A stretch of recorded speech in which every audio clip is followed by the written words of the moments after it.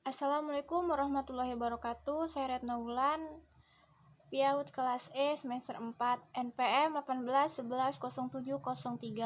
Saya di sini akan menjelaskan secara ringkas materi dari pertemuan pertama sampai pertemuan terakhir untuk memenuhi tugas akhir pengembangan fisik motorik anak usia dini.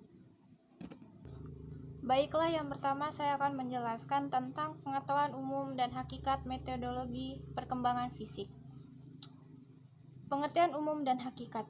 Umum adalah istilah dalam bahasa Indonesia yang mempunyai definisi, yaitu kebiasaan yang sudah baku dan sudah jadi milik khalayak umum, mengacu pada hal-hal yang sudah terbiasa terjadi dalam masyarakat. Sedangkan hakikat adalah hak atau kepunyaan milik. Dan tujuan perkembangan motorik adalah mengkaji proses pertahapan kemampuan gerak, apakah kemampuan gerak individu tersebut sesuai dengan masanya, dan manfaatnya adalah menguasaan keterampilan yang tergambar dalam kemampuan penyelesaian tugas gerak tertentu. Perkembangan fisik merupakan perkembangan yang signifikan bagi anak. Menurut Harlock, perkembangan fisik anak usia dini mencangkup 4 aspek, yaitu sistem saraf, otot-otot, kelenjar, endokrin, dan struktur tubuh. Dan sedangkan perkembangan motorik adalah suatu perubahan dalam perilaku gerak pada anak. Perkembangan motorik kasar adalah menendang, menunduk, berdiri dan berjalan, berlari dan naik turun tangga, atau menghubungkan pada gerakan otot-otot besarnya saja. Perkembangan motorik halus adalah kemampuan yang berhubungan dengan keterampilan fisik yang melibatkan otot kecil dan koordinasi mata dan tangan. Selanjutnya adalah teori perkembangan fisik motorik.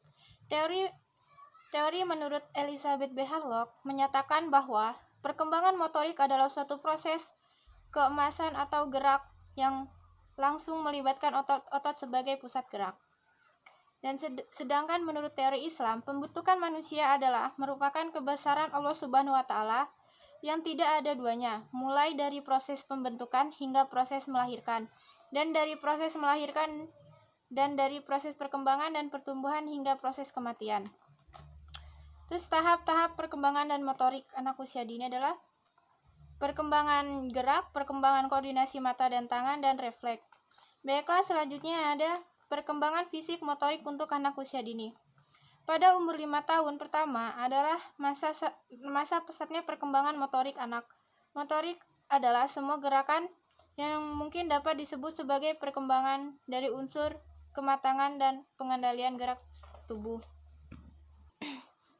Selanjutnya ada tahap-tahap pertumbuhan dan perkembangan fisik motorik. Menurut Samsudin, pelajaran motorik di taman kanak-kanak ada 3 tahap perkembangan motorik, yaitu yang pertama adalah tahap kognitif. Tahap kognitif ini adalah anak berusaha memahami keterampilan motorik serta apa saja yang dibutuhkan untuk melakukan satu gerakan tertentu. Yang kedua ada tahap asosiatif. Anak banyak belajar dengan cara coba-coba dan meralat olahan pada penampilan atau gerakan yang akan dikoreksi agar tidak melakukan kesalahan kembali di masa mendatang. Selanjutnya ada tahap autonomous. Autonomous ini adalah gerakan yang ditampilkan anak merupakan respon yang lebih efisien. Dengan sedikit kesalahan anak sudah menampilkan gerak secara otomatis atau spontan. Selanjutnya ada ruang lingkup perkembangan fisik motorik. Perkembangan fisik motorik adalah perkembangan anak usia dini yang mencangkup beberapa aspek. Secara umum, perkembangan anak usia dini mencangkup perkembangan fisik, sosial, emosional, dan kognitif.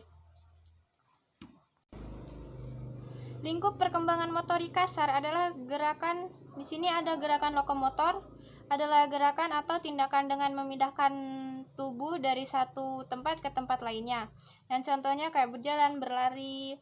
Terus yang kedua ada gerakan non-lokomotor, adalah aktivitas atau tindakan dengan tidak memindahkan tubuh dari satu tempat ke tempat lainnya.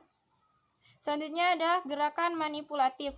adalah aktivitas yang dilakukan tubuh dengan bantuan alat, contohnya melempar, menangkap, dan menggiring. Terus di sini ada lingkup perkembangan motorik halus. Motorik halus adalah gerakan-gerakan tubuh yang melibatkan otot-otot kecil, contohnya jari otot dan otot muka. Memerlukan kecermatan, ketekunan, koordinasi antara mata dan otot kecil, misalnya menggunting, merobek, menggambar, menulis, dan melipat. Baiklah, selanjutnya ada bentuk dan jenis permainan anak untuk perkembangan fisik motorik. Di sini ada 3 jenis kegiatan bermain, yaitu latihan, bermain simbolik, dan perlombaan dengan aturan. Yang pertama adalah latihan. Latihan adalah jenis permainan ini banyak digunakan untuk bayi atau di bawah usia 3 tahun. Namun kegiatan ini juga memperhatikan tingkat kesulitannya. Bentuk kegiatan latihan ini sangat bervariasi dan dilakukan dalam suasana yang menyenangkan, sehingga anak-anak selalu tertarik untuk mencoba dan mencobanya lagi. Yang kedua itu ada permainan simbolik.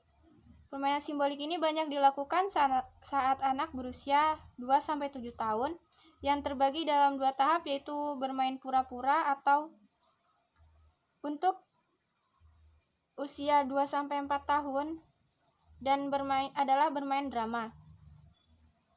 Untuk anak usia 4-7 tahun,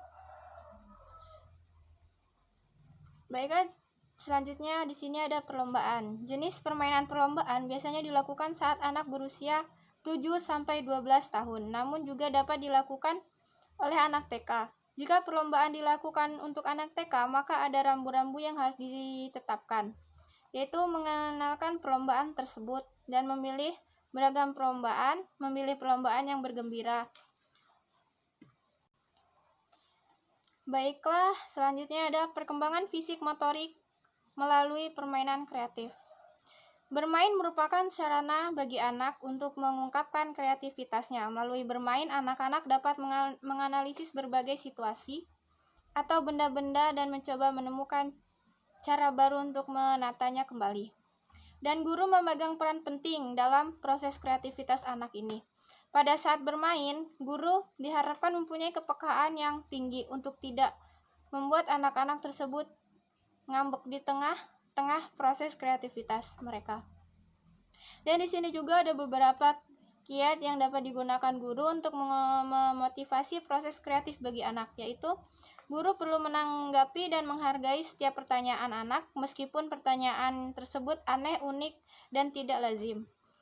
Guru juga perlu mengembangkan konsep kesempatan bagi anak untuk melakukan berbagai kegiatan dengan inisiatif sendiri. Guru juga perlu memahami betul bahwa proses kreatif yang ada di dalam pikiran anak lebih penting daripada kegiatan yang harus dilakukan anak. Selanjutnya ada program pembentukan kesegaran jasmani, yaitu peningkatan kekuatan, kecepatan, dan kelincahan. Kesegaran jasmani adalah suatu aspek dari kesegaran secara menyeluruh yang terdiri dari 3 konsep yang berkaitan bagi setiap manusia. Yang pertama yaitu bentuk dan macam pekerjaan yang harus dilakukan. Yang kedua, kesanggupan dari jasmaninya untuk melakukan pekerjaan tersebut.